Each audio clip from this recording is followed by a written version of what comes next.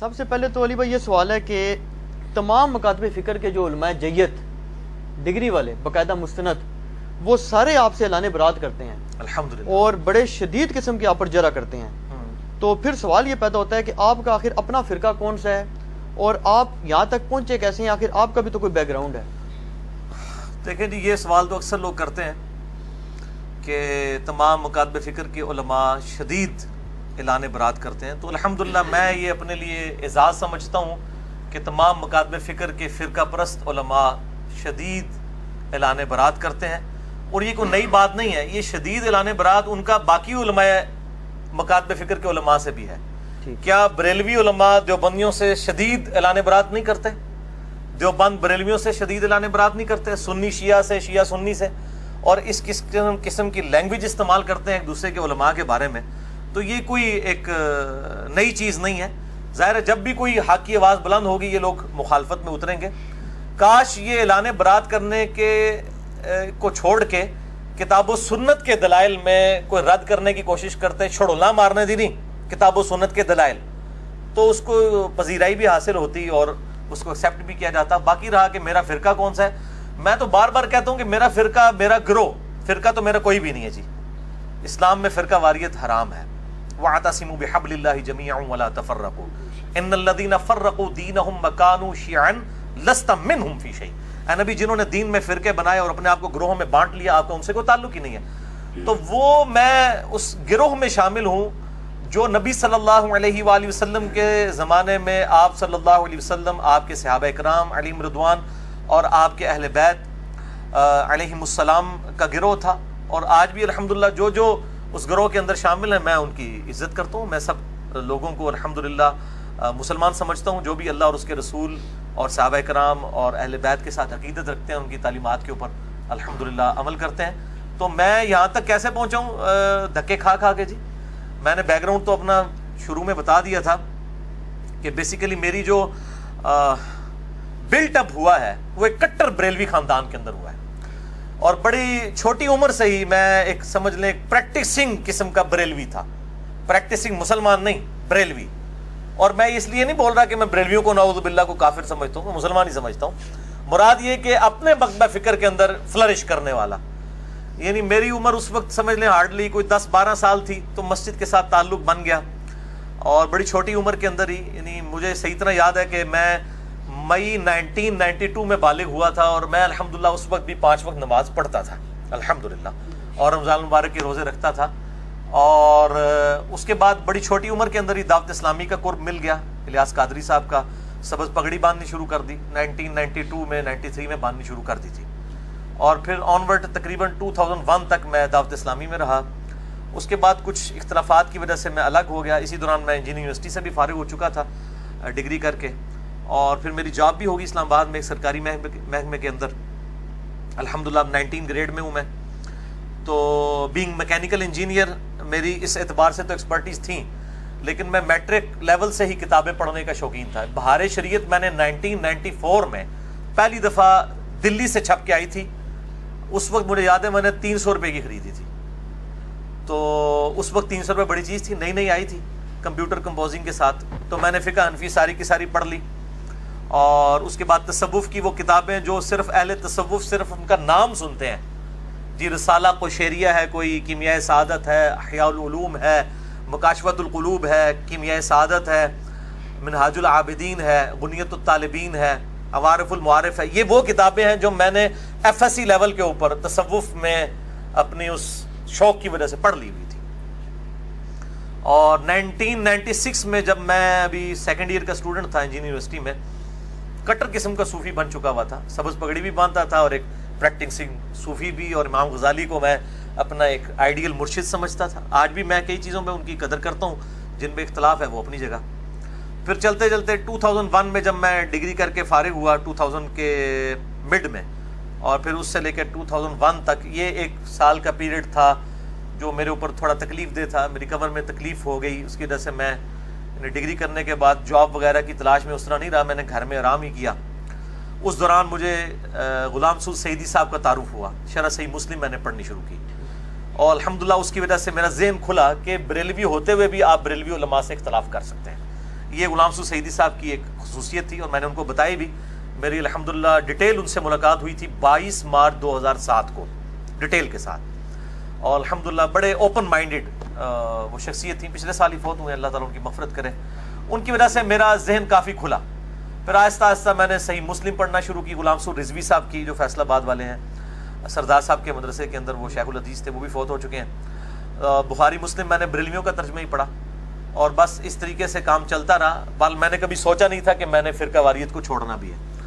پھر turning point میری life کے اندر آیا ہے مارچ 2007 میں, جب میں نے پہلی دفعہ قرآن حکیم کو پری ڈیٹرمنٹ رزلٹس کے بغیر قرآن پاک کا ترجمہ پڑھنا اور سننا شروع کیا. امام کعبہ کی آواز میں فتح محمد جلندری صاحب کا ترجمہ, اور ساتھ ساتھ کنز الایمان امام احمد بریلوی المتوفی 1340 ہجری بمطابق 1921 عیسوی, ان کا ترجمہ پڑھنا شروع کیا.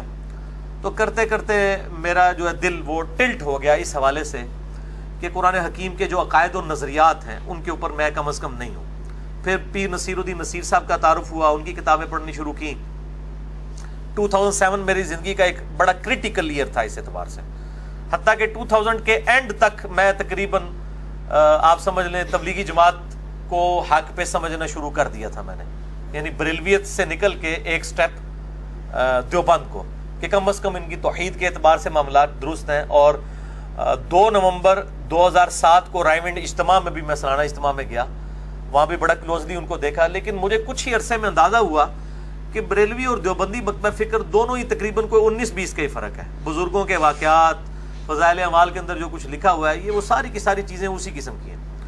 تو 2007 کے اینڈ پہ میں جو ہوں وہ متزلزل ہو گیا. اسی دوران میں حج پہ چلا گیا وائف کے ساتھ. جب واپس آیا فروری 2008 کے اندر, تو میں نے آتے ہی پہلا کام کیا کہ میں نے ابو داؤد, ترمذی, نسائی, ابن ماجہ بھی خرید لی, بخاری مسلم پہلے ہی تھی, ان کو پڑھنا شروع کیا. اور میں نے کمپیریٹیو سٹڈی 2008 کے اندر شروع کر دی, فروری مارچ کے اندر.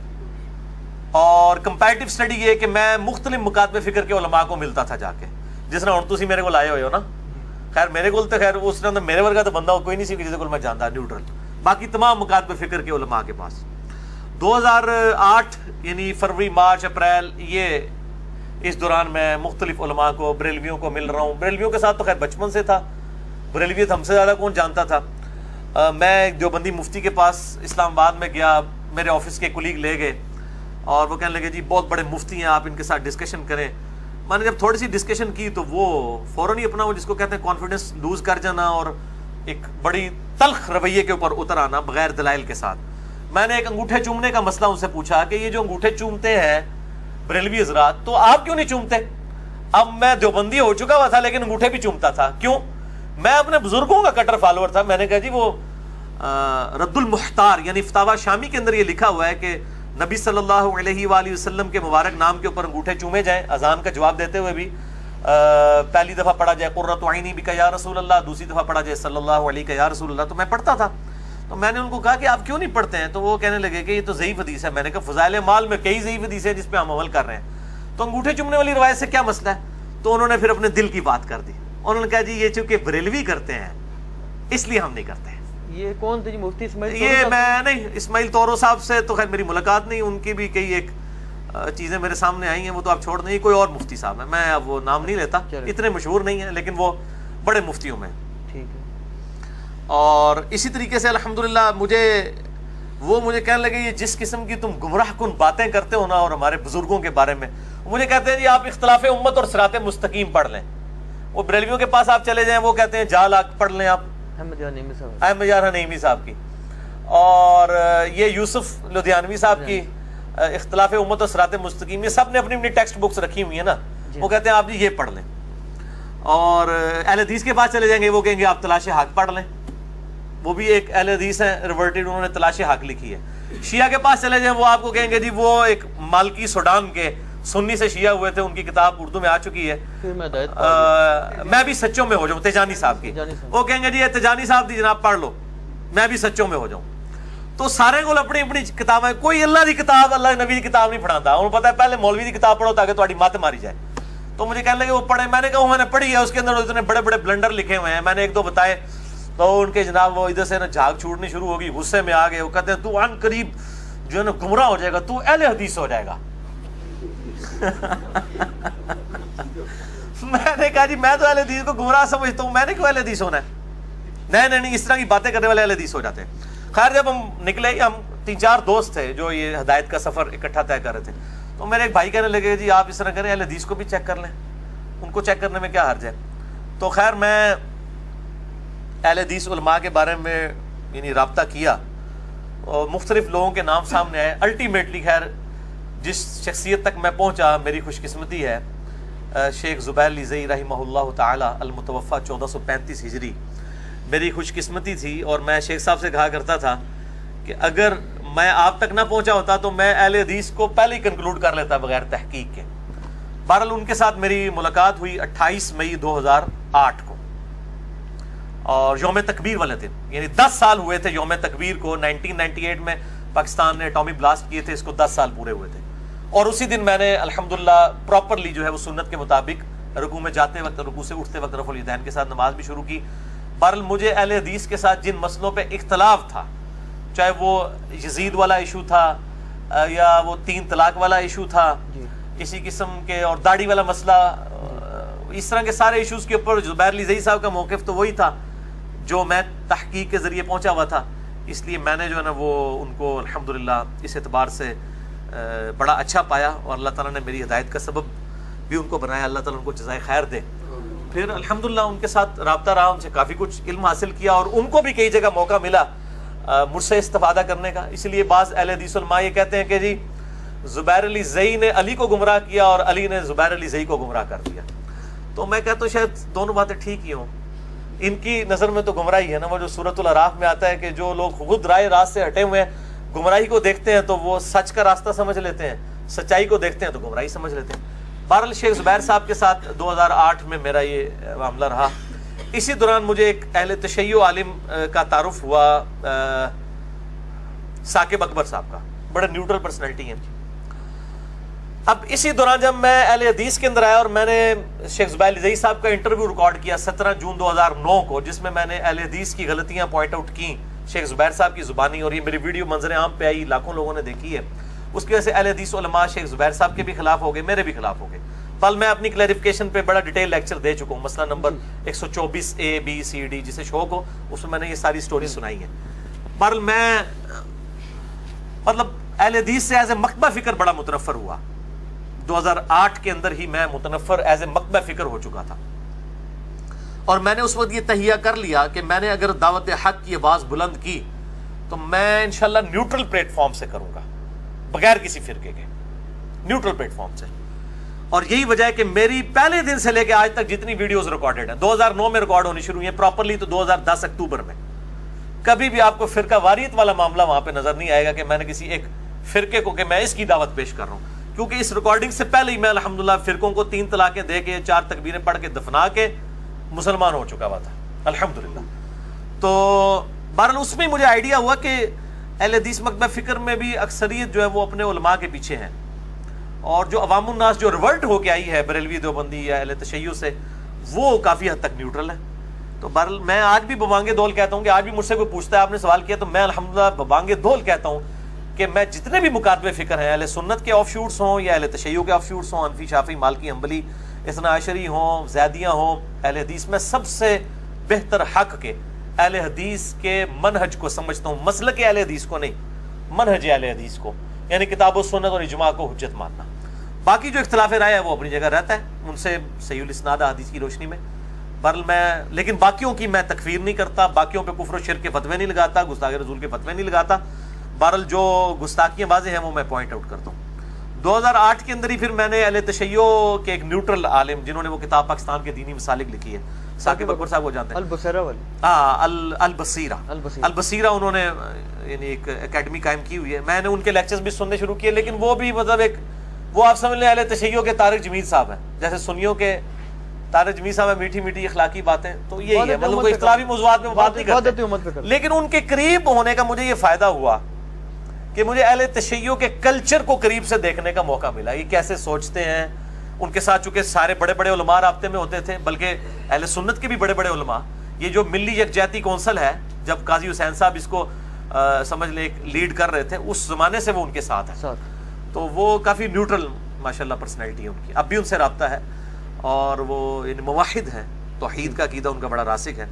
انہی کے ریفرنس سے شجاع عباس صاحب کے ساتھ بھی تعارف ہوا جی، اور اس طریقے سے مطلب اسٹڈی کرنی شروع کی. بہرحال خیر 2008 بھی اسی میں گزر گیا. 2009 میں نے کچھ لیکچرز ریکارڈ کرائے، کرتے کرتے 2010 اکتوبر میں نے پراپر قرآن کلاسز ریکارڈ کروانی شروع کی، اور 2010-11 ہی میں یہ یوٹیوب پہ اپلوڈ ہوئی، اور پھر لیکچرز آنا شروع ہوئے. یہ پورا سفر ہے. اب میں جس جگہ پہ پہنچا ہوں شاہ جی وہ یہی ہے کہ میں بریلوی، دیوبندی، اہل حدیث، اہل تشیع، اثنا عشری ہوں چاہے زیدیاں ہوں، اسی طریقے سے حنفی، شافعی، مالکی، حنبلی، سب کو الحمدللہ اپنا مسلمان بھائی سمجھتا ہوں، دلی محبت کرتا ہوں، اختلاف رائے رکھتا ہوں، اسلام سے کسی کو نہیں نکالتا، سوائے اہل سنت کا جو آف شوٹ ہے قادیانی، اور اہل تشیع کا آف شوٹ جو ہے نصیریہ. ان دو فرقوں کے علاوہ میں تمام مکاتب فکر کو مسلمان سمجھتا ہوں.